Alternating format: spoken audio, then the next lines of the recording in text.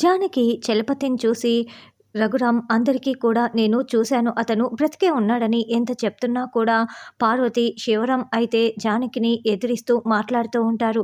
చూడండి వదిన, మీరు ఆర్యని అమెరికా నుండి ఇక్కడికి తీసుకొచ్చినప్పుడు అన్నయ్యకి ఇష్టం లేకపోయినా కూడా నేను కూడా మీకు సపోర్ట్ చేశాను.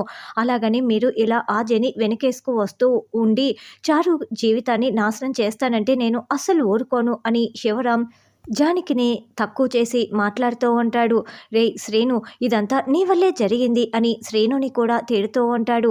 చూడండి వదిన, ఇప్పుడు నేను అన్నయ్య స్థానంలో ఉండి మాట్లాడుతున్నాను, మీరు ఇలా చేయటం అస్సలు కరెక్ట్ కాదు అని శివరాం అనడంతో శివయ్య అని జానకి అరుస్తూ ఉంటే వెంటనే రఘురాం జానకిని కొట్టడానికి చెయ్యి ఎత్తుతాడు. చూడండి, జానకి భ్రమ పడినట్లు ఉంది. ఏది ఏమైనా చనిపోయిన వ్యక్తిని బ్రతికే ఉన్నాడని జానకి చెప్పి తప్పు చేసింది.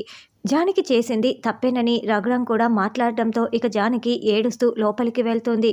తరువాత చారు, చూడు నా జోలికి వస్తే నేనేమైనా చేస్తానని వార్నింగ్ ఇస్తూ ఉంటే ఆద్య అందుకు కౌంటర్గా, చూడు నువ్వు ప్రతిసారి కూడా గెలవవు, నీ నాటకాన్ని ఎలా బయట పెట్టాలో నాకు చాలా బాగా తెలుసు అని ఆచి కూడా వార్నింగ్ ఇస్తుంది.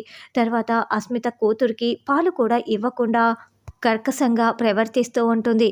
పాప ఎంతకీ ఏడుపు పోవటంతో రామలక్ష్మి, శౌర్య, ప్రమీల అందరూ చాలా బాధపడుతూ, ప్రశాంత్ అయితే ఇంకా బాధపడుతూ ఉంటాడు. తర్వాత చారు ఫోన్ పట్టుకొని మంచి నిద్రపోతూ ఉంటుంది.